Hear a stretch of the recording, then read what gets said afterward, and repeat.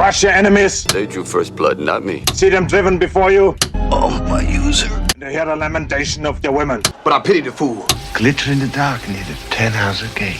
Phone home. They're here. Oh, real light sleeper, child.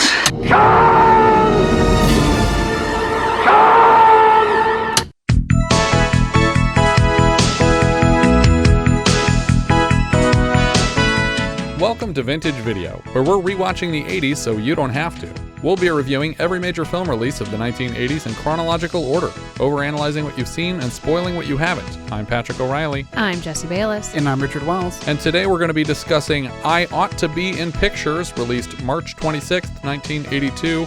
It was written by Neil Simon, based on his own play, directed by Herbert Ross, and released by 20th Century Fox. Jenny Slate was 1 day old today. Oh, Happy birthday, tiny Jenny Slate.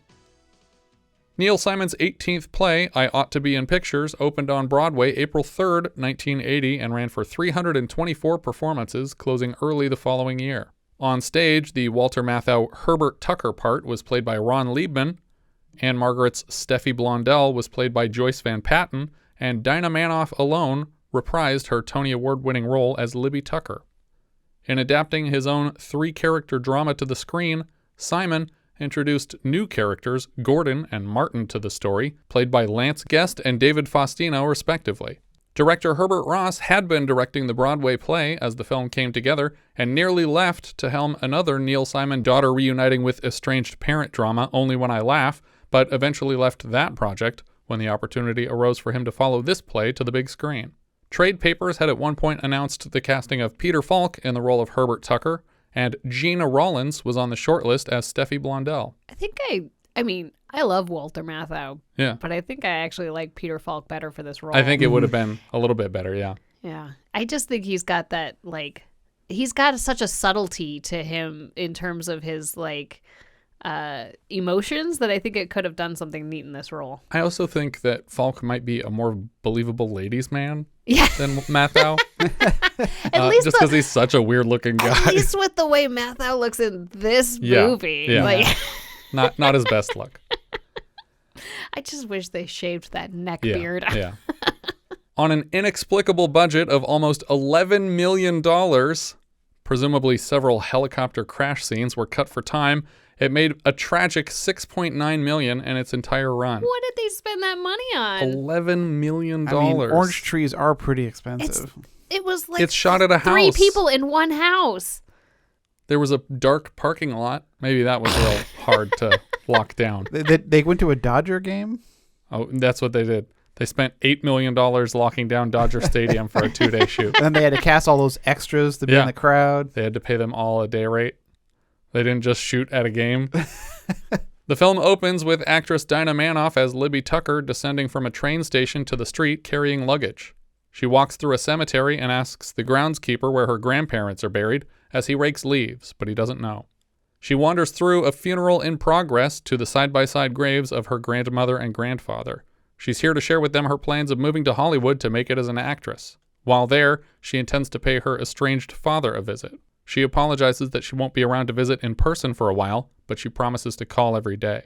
We follow her on a cross-country bus ride as she annoys the man sitting beside her. In the middle of the night, she takes flash photos of the passing landscape. You're not going to get anything at night. Why not? I got a flash bulb. But you can't even see what you're shooting. I'll find out when I develop it. You know what you're going to get? A glare. Big glare in the window. All you're going to see is the reflection of a girl taking a flash photograph. But it's just meant to be one of those quirky Neil Simonisms that I've come to loathe over the course of this podcast. Do you guys recall the last time someone was taking flash photographs at night, just hoping to catch what they wanted and finding out when they developed the photo? Was it a Neil Simon one? No. Oh, okay. I mean, it kind of reminds me of the beginning of Texas Chainsaw Massacre. Exactly. That's the one. I don't think it's I think that's he was just flashing in random directions. I think that's just the impression of what is happening. Yeah. I don't think they're actually taking pictures in pitch black with a flash. I don't know. We'll never know. Although I do want to replace every time someone takes a photo in a movie with Oh my God, yes. That'd be great. That was a really good impression, Richard. Oh, thank you. That was you kicking an alligator? Yeah. I thought so. For some reason, she decides to hitchhike the last third of the way from Colorado to California, presumably so they can include product placement for Coors when a truck driver picks her up. Because they had to pay $11 million to make a movie at a house. It's like, we'll let you have the truck, but you have to buy all the beer in the truck. Okay. It's worth it. It turns out it wasn't worth it. I did the math later. We wasted a lot of money on Coors. Do you remember the last time a movie wasted a lot of money on beer? Beer. I don't think it's a waste of money, but I give up. I'm pretty sure that we said that they paid people in beer on Mad Max? Mad Max, or was it the not second Mad one? Max. The second one, right? No, it was Mad Max. We Mad haven't gotten Max. to Road Warrior yet. Yeah, okay. Later, we see her in the passenger seat of a pickup truck as her driver chews out incompetent motorists in Spanish.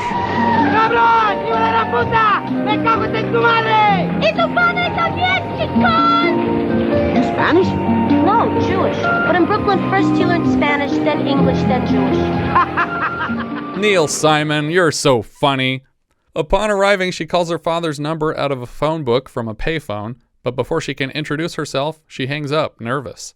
The next day, she's asking a waitress directions to her father's address when she's approached by Martin Ferrero, the famous Jurassic Park lawyer, as a sleazebag agent, Monte Del Rey, offering to take her on as a client.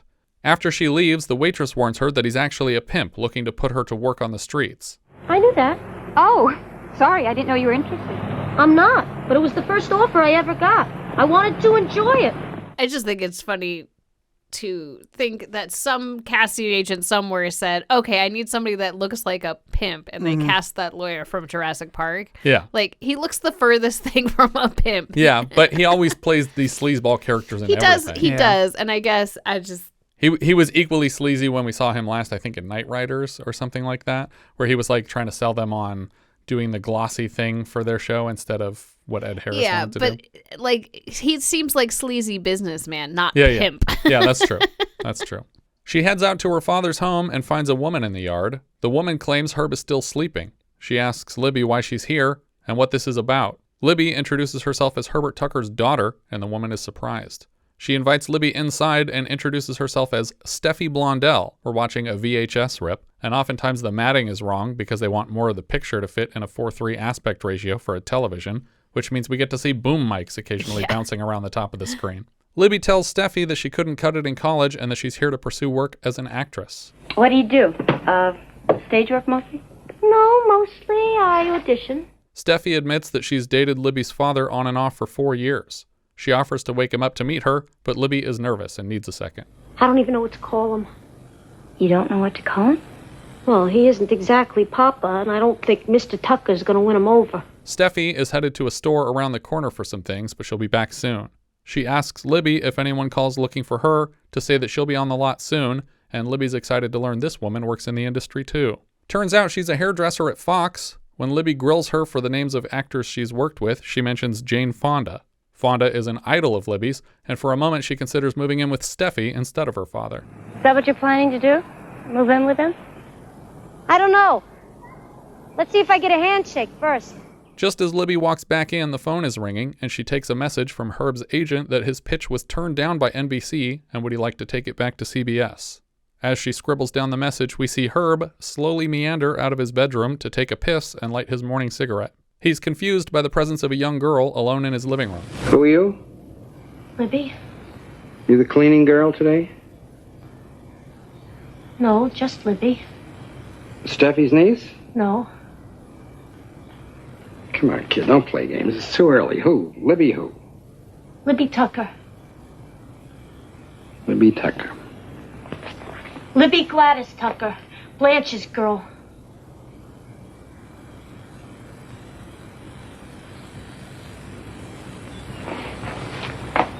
What are you saying to me? I'm saying I'm your daughter. Herb is clearly disoriented by her appearance, but I don't think it explains the fact that he somehow forgets the name of his on-again, off-again girlfriend of 4 years. Where's, what's her name? Steffi? Steffi. Where did she go? Shopping. Well, she'll be right back. She went to get breakfast. He closes up all the windows, seemingly planning to nap now in the middle of the day. Well, yeah, he says he took a sleeping pill an hour ago or something. He assures her the place is temporary and that he has a deal he's about to score big with, which reminds her to relay the phone message. Oh, that's not important. That's not the deal I was talking about.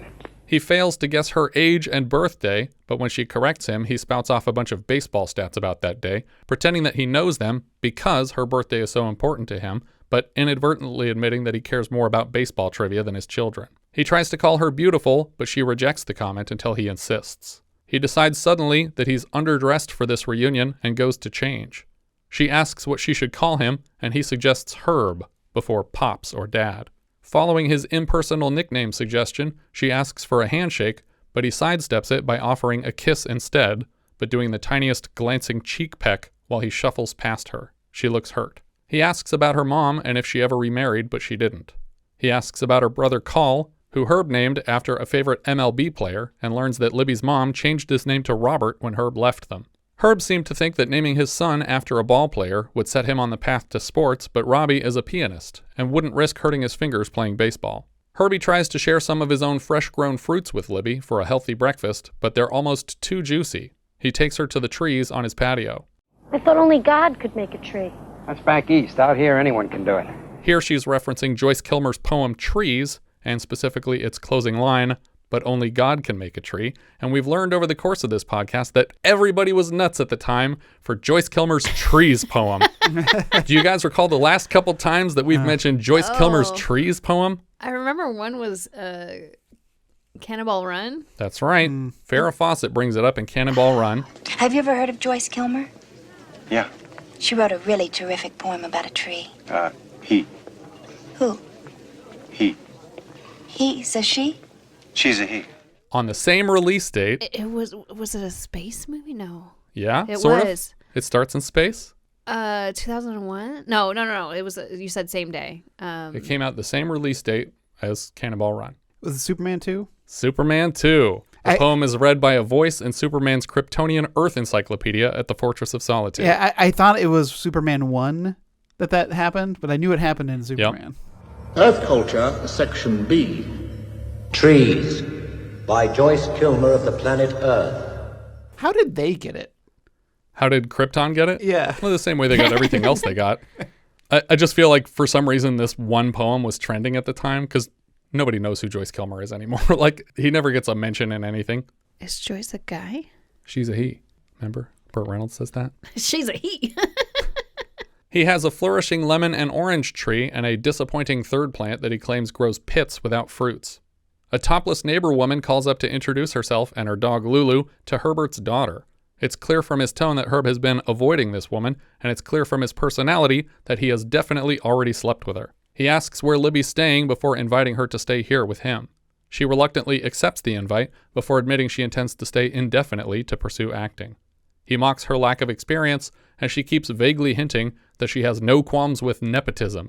But if for any reason you should want to make a phone call on my behalf, not out of any sense of loyalty or obligation or guilt, but just because you recognize some potential in me, I would appreciate it.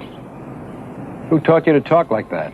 He demands she re-ask the favor more directly, and when she does, she reminds him that he owes her for all the years he spent away. She credits the accusation of debt to her grandmother. Oh, really? That's what your grandmother told you? Yeah, at the cemetery. What were you doing in the cemetery? That's where Grandma lives. I mean, she's dead, but that's where she's buried, next Sorry, to Grandpa. I didn't know that. When did she die? 6 years ago, March 17th. He's still confused how Libby speaks so much with a dead woman, but I don't think it would take me as long to understand what she meant. I feel like pretty clear already she's saying, I talked to her. She doesn't put up with his sarcasm and tells him she's not looking for handouts, and he's welcome to rescind his invitation for her to stay. You must be pretty strong, come all the way from New York with a 200-pound chip on your shoulder. Well, you ought to know. You're the one who dumped it there. Bizarrely, in the home video release of this film, it suddenly drops a title card right here between two scenes for like 1 second. It just dissolves to a freeze frame of Herbert in the living room with "I ought to be in pictures" written over the blinds, and then it dissolves into the next scene. I think this was some kind of broadcast version. That's what I thought. It might have been taped off of television, but even then, it's a really weird way to drop the title into the movie. But it's weird that if it was taped off of television to have breasts in it. Right, and there's only 3 commercial breaks over the course of like a 2-hour movie. So I mean, even like premium channels, did they have commercial breaks? I think this was just like a low rent VHS We cut back to Steffy walking home with the groceries, and she's shouted at by a pair of men in a fancy car. They ask if her boyfriend's home because evidently he owes them money. She doesn't want them to interrupt his reunion with Libby. We cut back to Herb's backyard patio where Libby seems distraught, and he joins her to talk her back into the house. This patio is bizarre because it's really just the roof of his own home with no railing around the outside. So if he threw a party up here, like it seems he does, there's like chairs and tables and a barbecue. Yeah. Drunk people would just fall off of this roof for sure. But I've definitely seen setups like that. And it's not unlike the sort of upstairs structure of Philip Marlowe's apartment building in The Long Goodbye. Yeah, it's. I don't really think it's meant for entertaining. I think it's purely for roof access. Right, yeah. But he's using it as like pretending it's a backyard. He wants to talk with her, but asks if she can hold off on making any more demands. She's annoyed that, aside from maybe a couch, he hasn't actually given her anything, and this is the first time she's asked for help in 16 years. He accuses her of sounding like her mother, which is what happens, I presume, when someone is raised by their mother and their mother alone. He complains that she's done nothing but shout at him and demand things, and she reminds him she hasn't demanded anything. He couldn't even manage a fatherly kiss for his own daughter. She tells him she doesn't need to get to know him because she's learned enough from her mother. She starts to walk out, but takes one last swipe at him for making fun of her talking to Grandma and for his shitty pit tree. For some reason, mocking the fruitless tree is what pushes him over the edge. He drags her in and closes the door to lecture her. I don't care how you talk in your own house, but when you talk to me, you change that tone, you understand? I will not be talked to that way. Talk to you any way I please. Not to your father, you won't. My father? You're the last one in the world who's my father. My grandmother's my father. I hate to interrupt you, but you can hear this in the supermarket. Steffy decides it's time to enter and break up the fight. Libby calls Herb a shitheel a couple times, and he grabs her arm weirdly hard to shove her back and get her attention. He claims if he hadn't left, she would have been in a much more volatile situation this whole time. He repeats the tired, "If you're under my roof, you treat me with respect" mantra, which has never made any sense to anyone. Respect isn't acquired via roof purchasing. It comes from being respectable. And plus, she's not living under that roof. Right. She's just happens to be standing under it right now. She runs outside and announces out from under his roof that he's still a shitheel. Steffy tries to talk Libby back inside, but she thinks she's seen enough. Later, we see Herb giving Steffy a ride and making excuses for his part of the argument earlier. He claims not to know how she even found his address, but he's in the phone book. What's the mystery? You know, I don't even know how the hell she found me. Took him 20 years to find Eichmann. A reference to Adolf Eichmann, an organizer of the Holocaust and a higher-up in the Nazi Party, who escaped Allied imprisonment and fled to Argentina, where he was captured by Mossad agents 15 years later, not 20. Evidently, Steffy is here picking up her own car, and as she drives away, Herb suggests they meet up tonight, but she reminds him she has 2 kids to take care of. Who doesn't? You don't. You don't take care of anybody. I don't even know why they're together. She's got kids. He's like 20 plus years old. I think it's just because he's like super hot.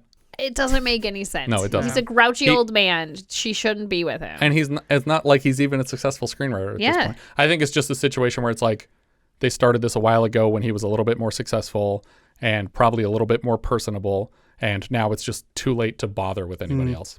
Kind of reminds me of Barton Fink. Sure, yeah. We hard cut to the horse races where Herb seems to spend all his days and money. Do you guys recall the last time we saw Walter Matthau betting on horses? Oh, yeah. Little Miss Marker. Miss Marker. That's the one. Like my brain just kept saying, sunshine, sunshine. It's not sunshine. It's not sunshine. He's stopped for a moment by his bookie, who complains about having to collect debts from his girlfriend. He's furious to learn Steffy paid the man and asks him to tear up her check so that Herb can pay the debt himself. Put it back on my tab. Nobody pays my bills, you understand? Nobody. I have to say, though, he's a very understanding bookie.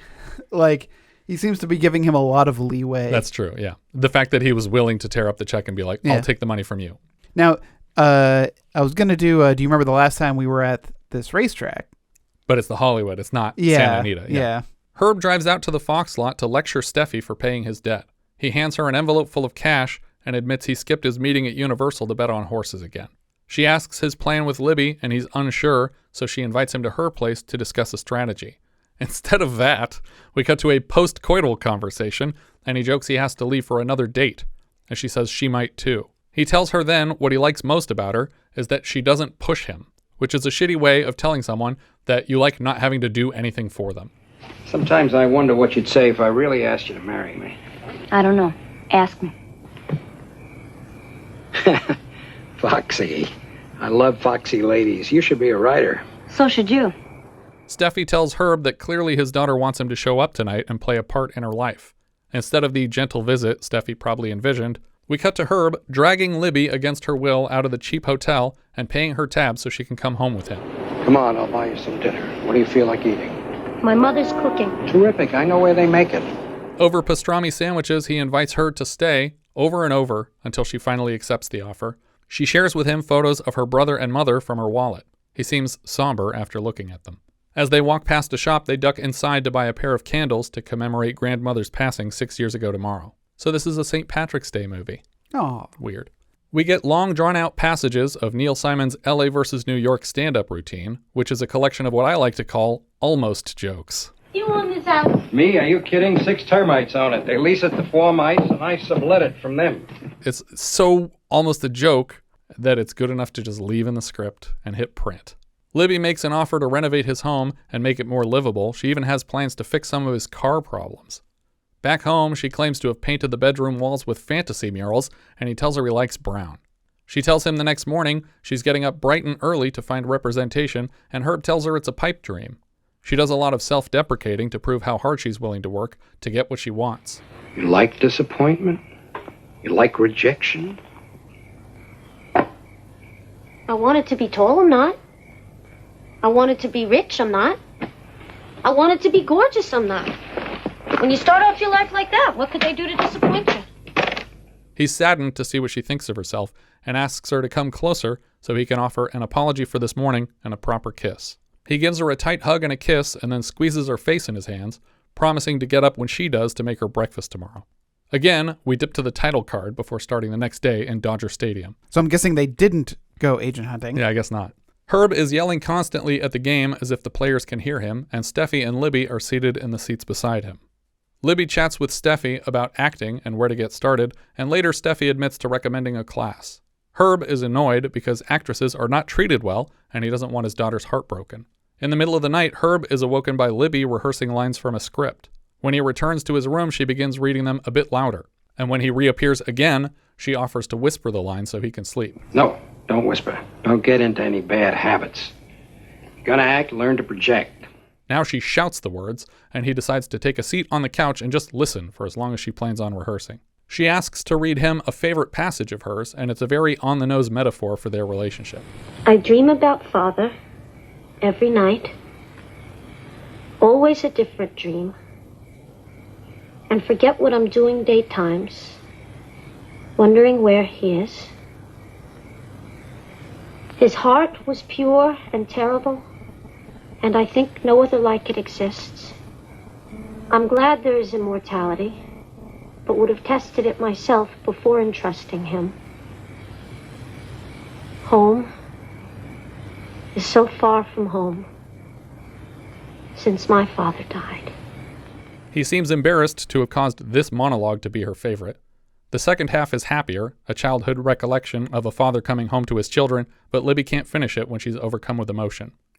I thought that she can't finish it because he fell asleep, but we never cut to see his reaction from the scene. You just got that impression from her face? Yeah, because she's like starts smiling by the end of it. Well, yeah, because she kind of slowly kind of drifts out of her thought of speech, and we never get back to see Matthau's reaction. I didn't guess at his reaction since we didn't see it, so I just assumed she was like, I can't do any more of this. Yeah, maybe. I don't know, because we never see Matthau's face again, and the scene ends. Yeah. The next morning, we see Libby watering his garden with a hose. Inside, we see ladders and paint cans as Libby renovates against Herb's will. She's even ironed his clothes for his meetings today. As soon as Libby leaves, Herb asks Grandma's ghost which team he should bet on tonight, foreshadowing how he'll spend the afternoon. Herb picks Libby up later, and she asks if his car is running better. I really wanted him to say, I think there's some carbon on the valves. But he didn't. Yeah, also, his car is like completely transformed into like a muscle car. Yeah. He notices her flirting with another one of her acting classmates, and she mentions a date she has planned with him tonight. She asks how his meetings went today and gets a sense from his answers that he's shielding her from the truth. She asks where the pitch went wrong. They did not turn down my idea. Swear to God? I swear to God, they didn't turn it down because I didn't go to the meeting. I went to the races at Hollywood Park. I was not going to sit there with 3 teenage network executives and present them with 46 pages of blank paper. He finally confesses that the script he's been working on for months doesn't even exist. She says she hears him working on it all the time, and he says he just writes a page and throws it out over and over.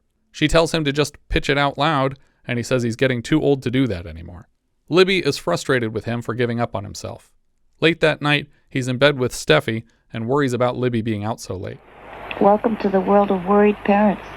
We cut to a rainy parking lot where Libby's date Gordon, played by Lance Guest, is forcing himself on her in the back seat. She asks him to stop, and he complains that she misled him into thinking she liked him, as if that were instant permission for everything.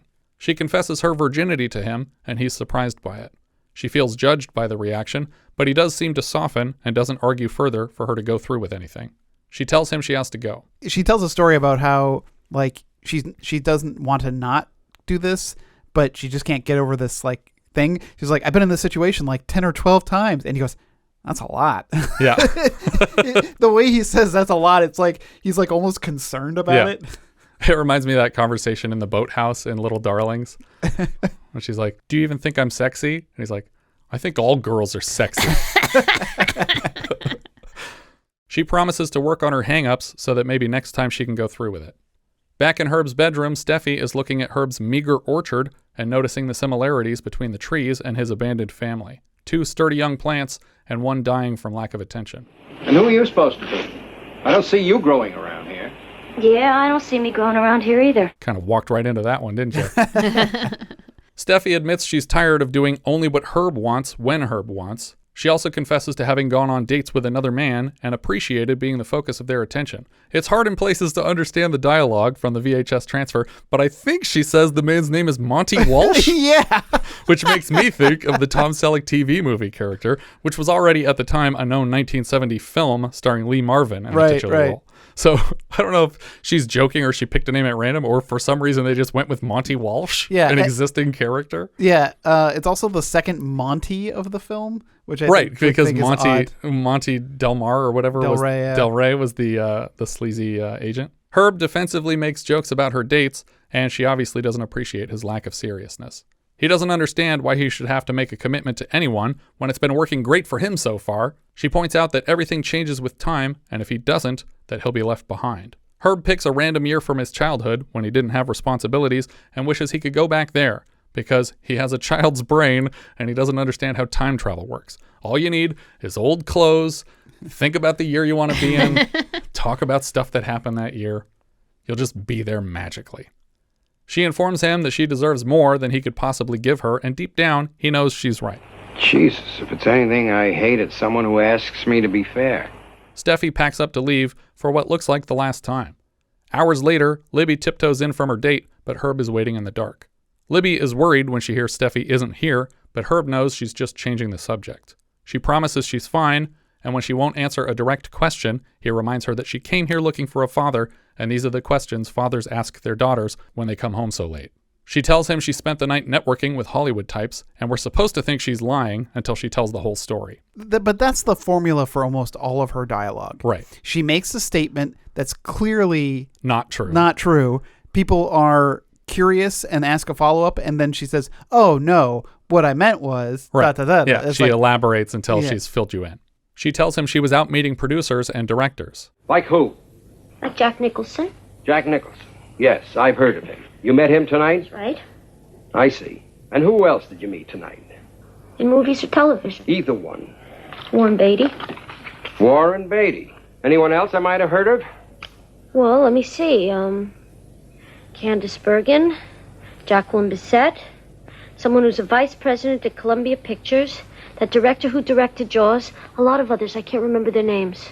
When pressed for information, she explains that she met them at a Beverly Hills party, and finally that she was working valet at the party, which explains why she spoke to any of them.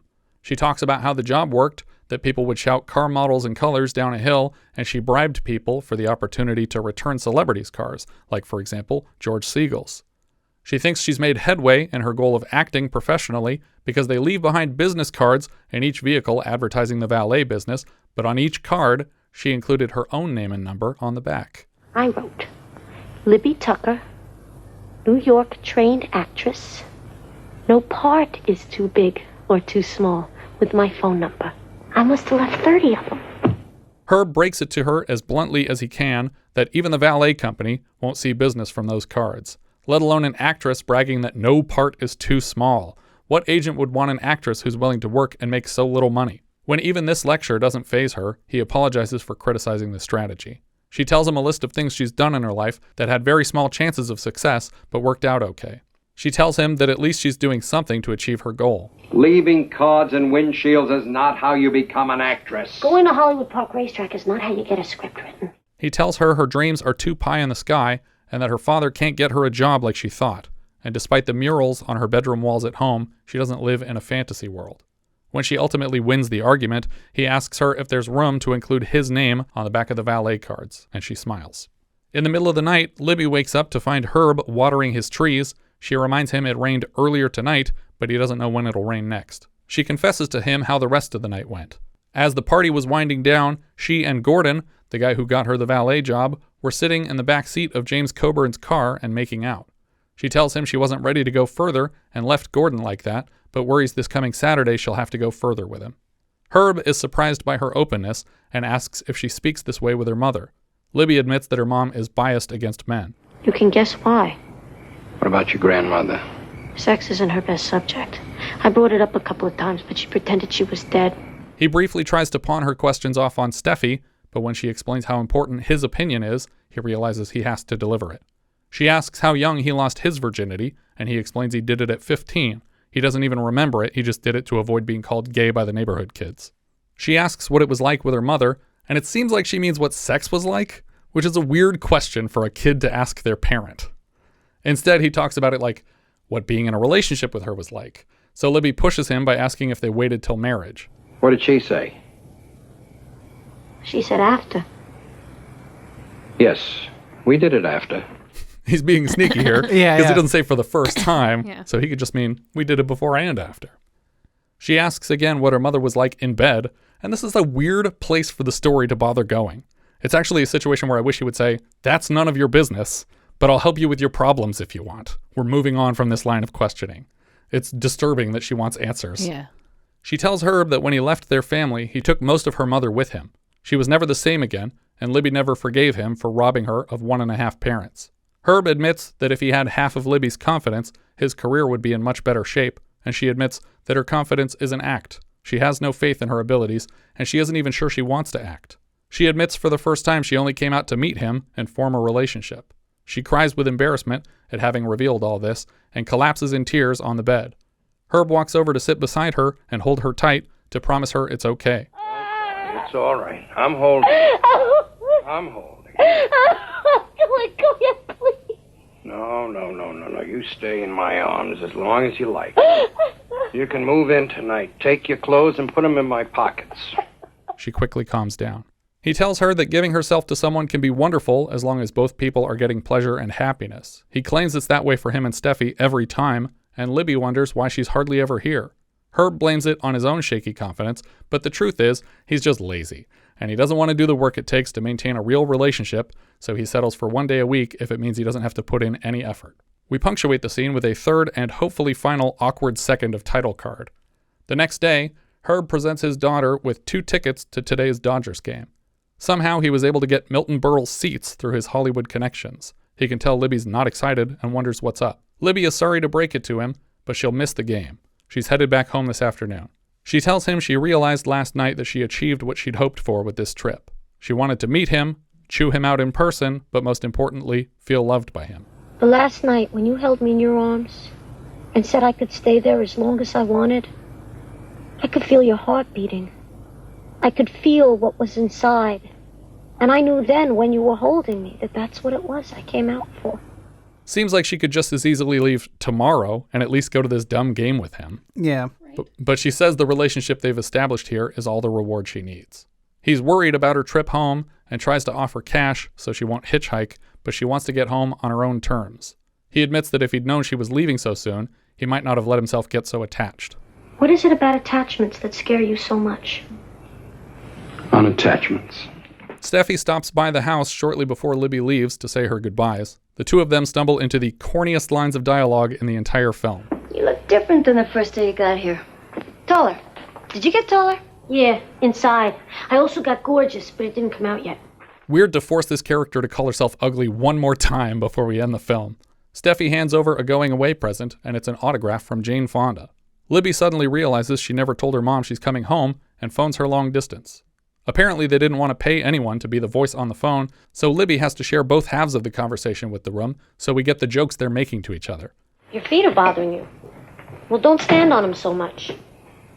She said, so what should I stand on? It's too bad Neil Simon didn't have a Twitter so he could get these one-off jokes out of the way and not waste everyone's time by sprinkling them all over a full-length movie.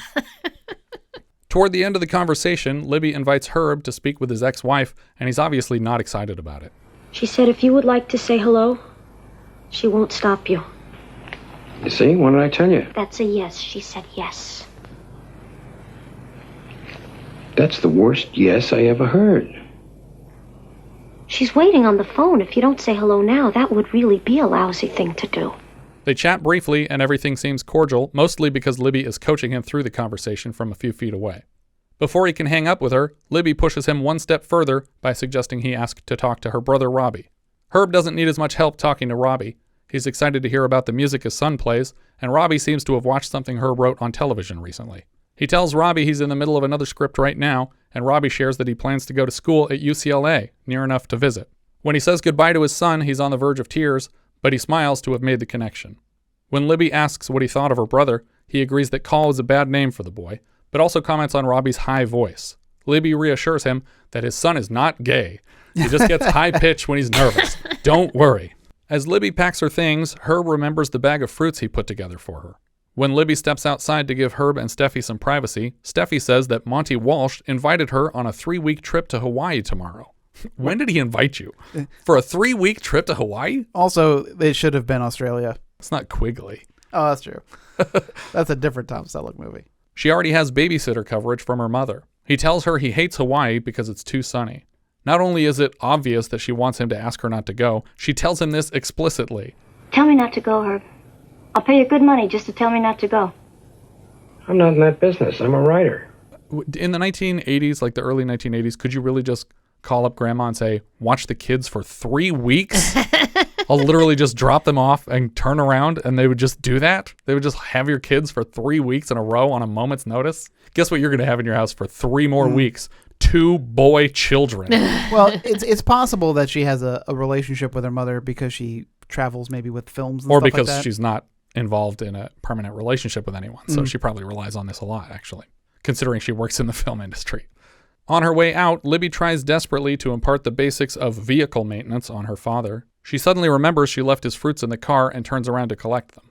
We make such a big deal about her bringing these fruits along. I thought that the joke at the end was going to be that he or Libby snuck them into Steffi's luggage so that she got stopped at customs and couldn't go on the Hawaii trip because they put a bunch of fruits in her suitcase. And she was like, I don't know where this came from. At the bus station, Libby requests a photo to remember her father by, and he promises to send one. Luckily, she brought a camera and forces him to pose and smile for a few.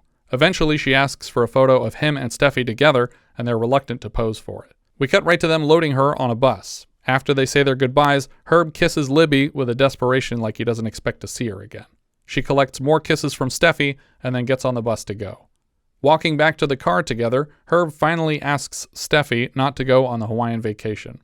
The vacation which, reminder, starts tomorrow, lasts for 3 weeks, with babysitting coverage already in place. And she's going to call Monte and be like, hey, I'm so sorry.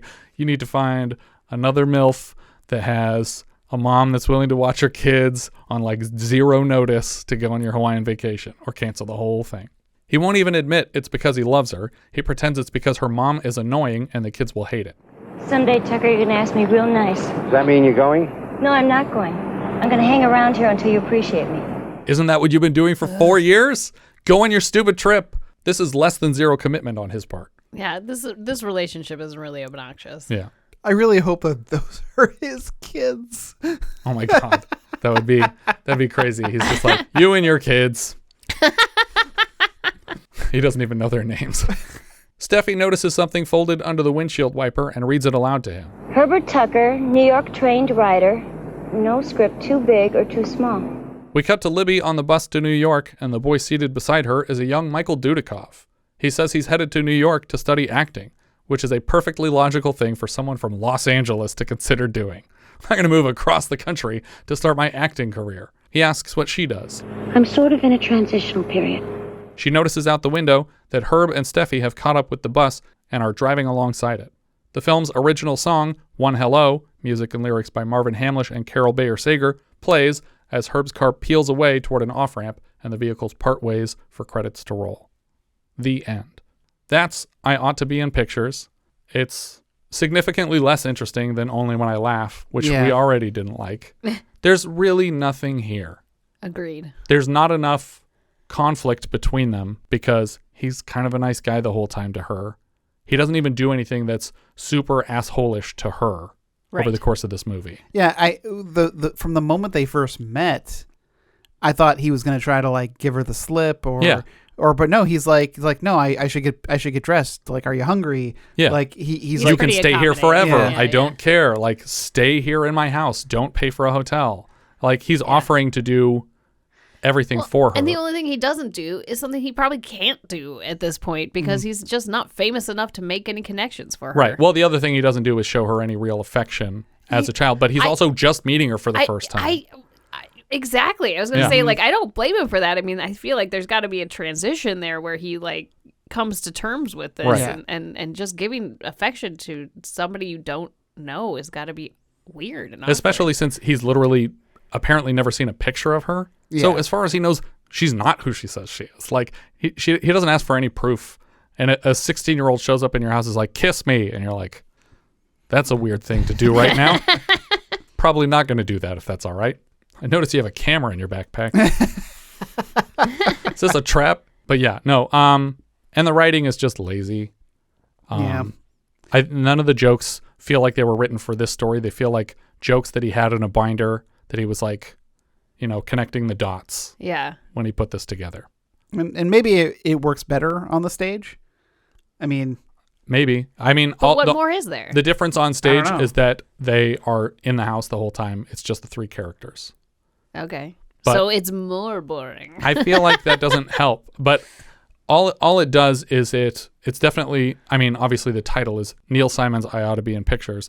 And people go to a Neil Simon show for the Neil Simon brand of corny, erudite jokes that, like, rejected New Yorker caption jokes. And it's just not actually funny, but people go to it to be like, I recognize that is funny. Next joke, please. I recognize that is funny. And then they go home and say, I saw the new Neil Simon play, and brag to all their friends who haven't seen it yet.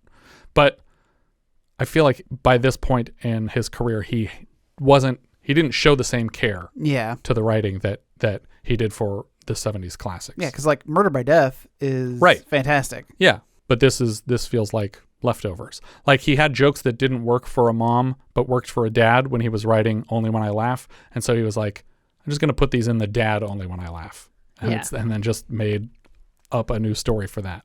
But like I said, there's not enough conflict, not enough goes wrong in her life. Even like, she's never in danger, she's never like, there's never anything scary happening to anyone. It's literally just two people who should get along and slowly do, because we don't even see why he broke up with her mom. Like, it's not even evident why that relationship didn't work out, because he seems like a very reasonable person.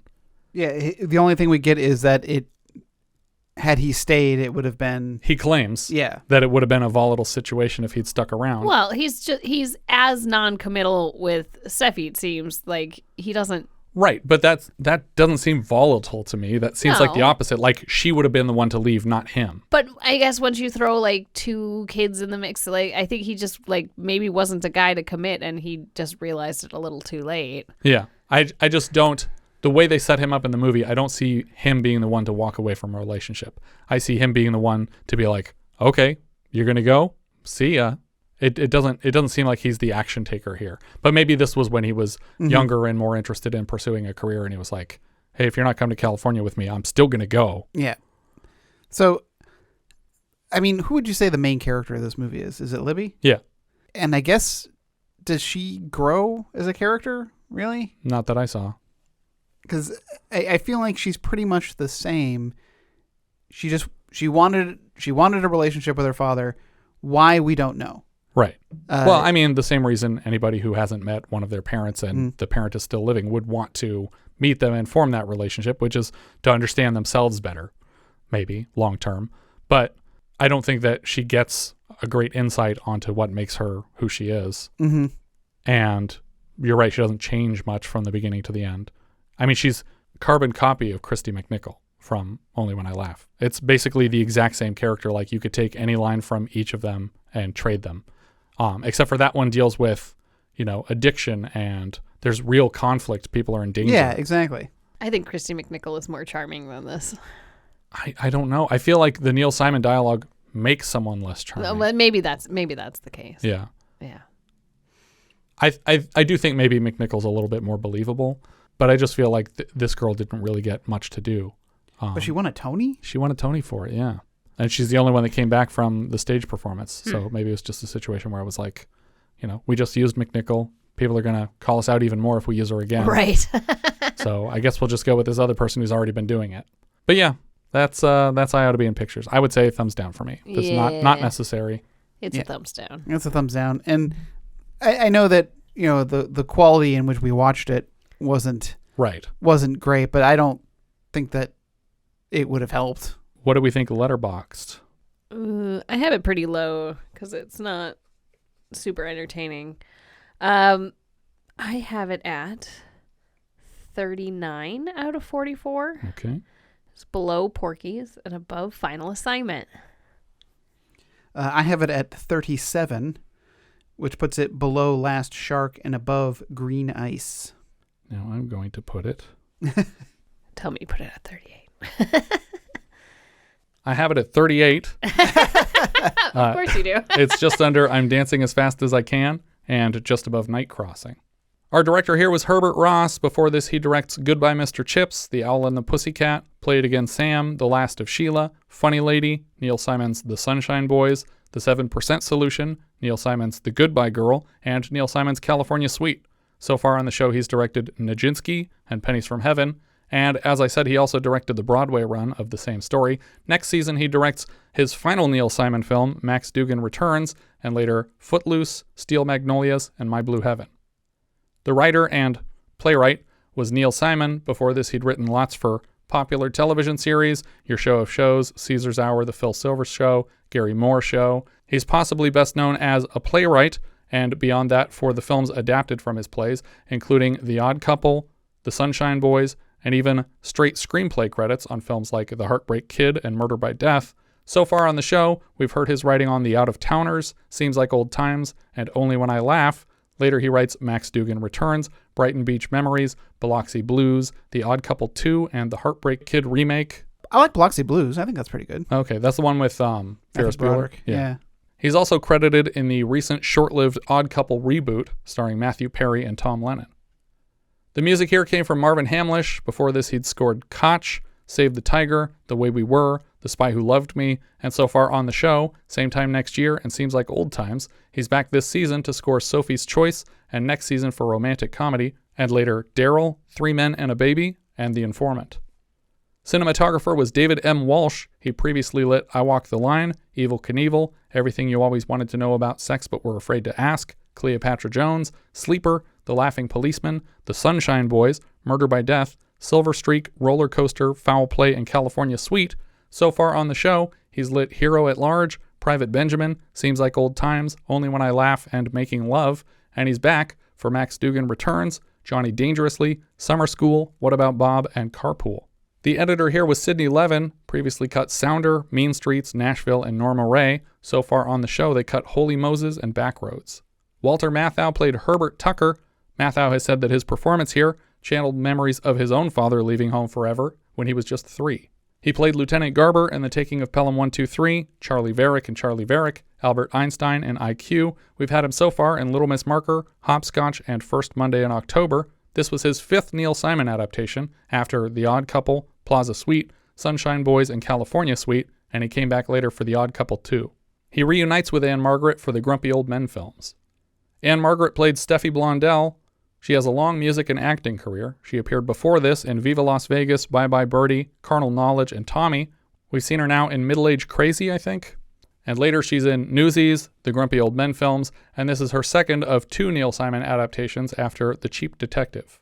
Dinah Manoff played Libby Tucker. Before this, she was Marty in Grease, and we've seen her so far as Karen in Ordinary People. She also appeared as herself on Blossom.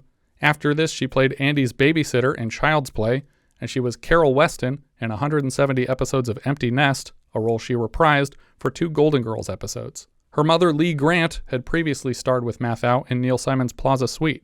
Lance Guest played Gordon. We saw him last for his debut role of Jimmy in Halloween 2, and later he's Alex Rogan in Last Starfighter, and Michael Brody in Jaws the Revenge.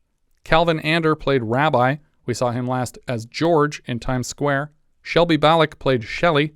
We saw her last as Beth Kramer in The Incredible Shrinking Woman. That's one of her daughters, I think. Larry Barton played Harry. Before this, he was in Butch Cassidy and the Sundance Kid, Airport, and Fuzz. This was his final credit. Eugene Butler played Marty. He plays May in Beverly Hills Cop 2. He's Lyle Hudson in MacGyver episode Jack in the Box. Bill Cross played Truck Driver. We saw him last as a bartender in Heartbeat. He's back this season as Cops in Partners and 48 Hours, and later he shows up in Near Dark, and he was George Gein, the father of Ed Gein, in Ed Gein. Michael Dudikoff played Boy on Bus. He's played small parts so far in Black Marble, Bloody Birthday, and Making Love. He's back later this season for Tron, and later he heads the American Ninja series, and he's Ryko in Bachelor Party. I didn't know he was in Tron. David Faustino played Martin. This was his first feature film appearance. Later he's in The Star Chamber. He also appeared as himself on Blossom, and of course, his best-known role as Bud Bundy on Married with Children.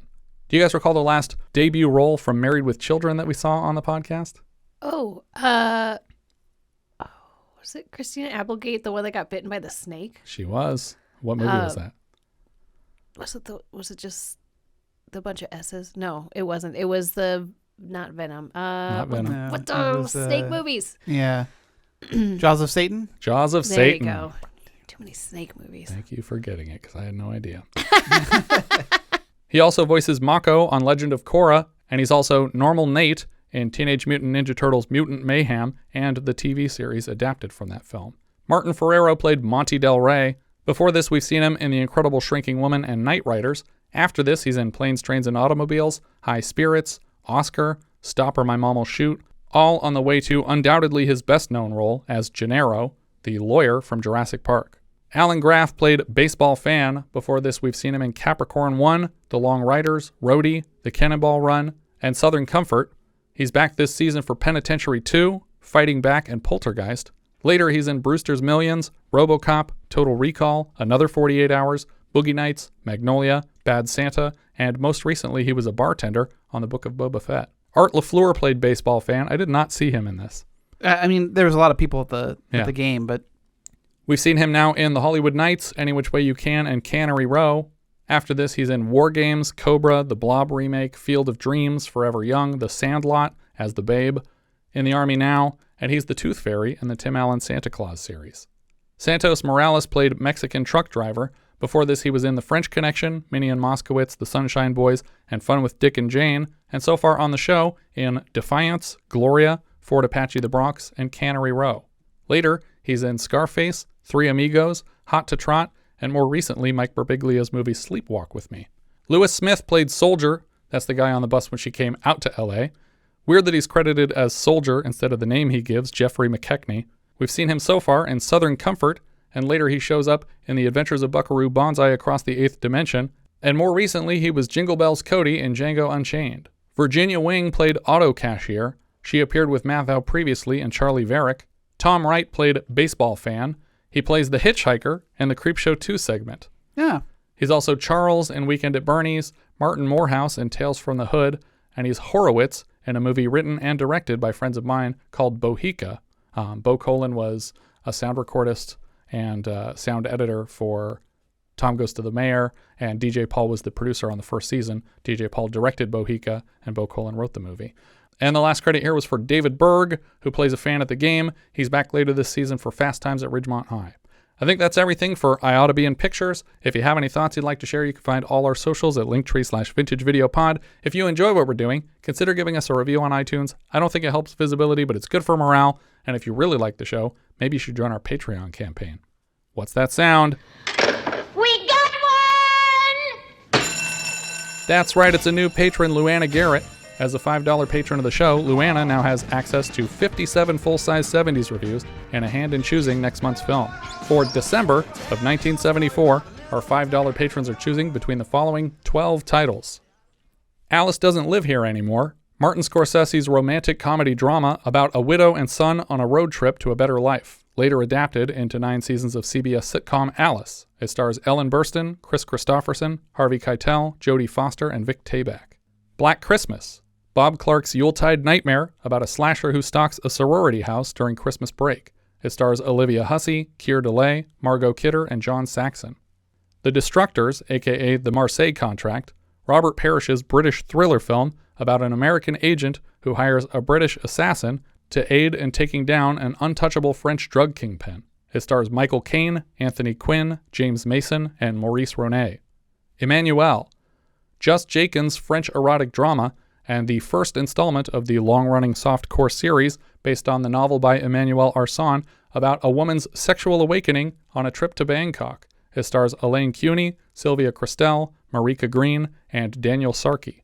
Freebie and the Bean, Richard Rush's buddy cop comedy about 2 detectives facing off against a San Francisco crime boss. It stars James Caan, Alan Arkin, Loretta Swit, Alex Rocco, and Valerie Harper.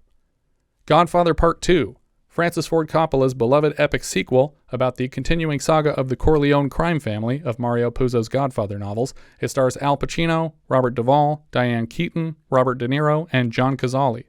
Island at the Top of the World, Robert Stevenson's epic fantasy adventure film about a team who ride an airship to the Arctic in search of a missing man near a fabled whale graveyard. It stars Donald Sinden, David Hartman, Jacques Marine, Mako, and Agneta Ekmer. That's the one you made us watch, right, Richard? Yeah, I made you guys watch that one. Well, I didn't make me. I didn't make. I voluntarily watched a movie you suggested. While tied to a couch. Yeah, it was a random selection that none of us had seen. Yeah. Okay.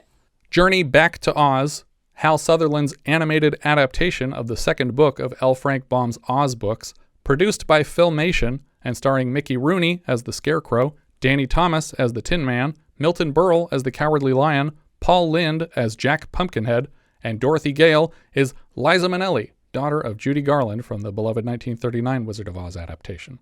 Man with the Golden Gun, Guy Hamilton's spy film, 9th in the Bond series, about Agent 007 on a mission to locate the famed assassin Francisco Scaramanga at his Phuket, Thailand hideout. It stars Roger Moore, Ian Fleming's cousin, Christopher Lee, Britt Eklund, Maud Adams, Hervé Villachez, and Clifton James.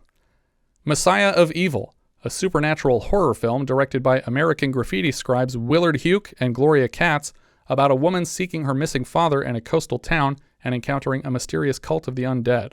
It stars Mariana Hill, Michael Greer, Anitra Ford, Royal Dano, and Elijah Cook Jr. Towering Inferno, John Guillermin's star-studded disaster film about a San Francisco skyscraper engulfed in flames during a party celebrating its grand opening. It stars Paul Newman, Steve McQueen, William Holden, Faye Dunaway, Fred Astaire, Susan Blakely, Richard Chamberlain, Jennifer Jones, O.J. Simpson, Robert Vaughn, and Robert Wagner, among many, many others. And finally, Young Frankenstein, Mel Brooks' black and white parody of Universal monster movies in general, and of Mary Shelley's sci-fi horror classic in particular. It stars Gene Wilder, Peter Boyle, Marty Feldman, Cloris Leachman, Madeline Kahn, Kenneth Mars, and the late great Terry Garr, who sadly passed away earlier today as we're recording this episode after a multi-decade struggle with multiple sclerosis. Each of which will be celebrating their 50th anniversaries in the month of December. Thank you so much for listening, and I hope you'll join us next time when we'll be discussing Battle Truck, which IMDb describes like so. Post-World War III futuristic tale of collapsed governments and bankrupt countries heralding a new lawless age. We leave you now with a trailer for Battle Truck. 1994. After the oil wars, after the destruction of the cities, a ruthless warlord rules what's left of a radioactive world.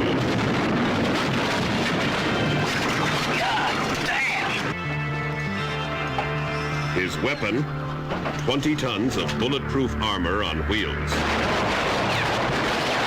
Battle Truck.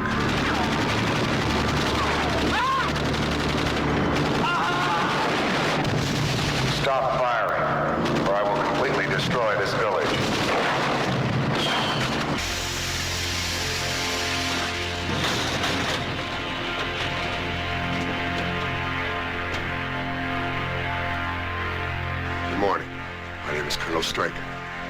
Hey, wait a minute. You can't come in. Who's in charge here? Battle truck.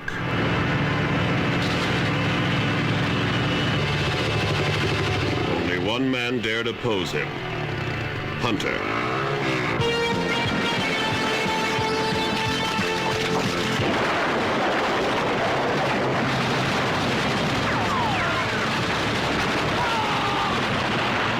No one can hold out against them. There's always a way to fight back.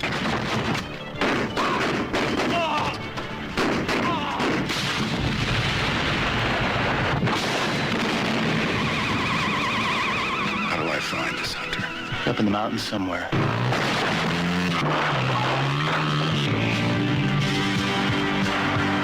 Throw this. Try again.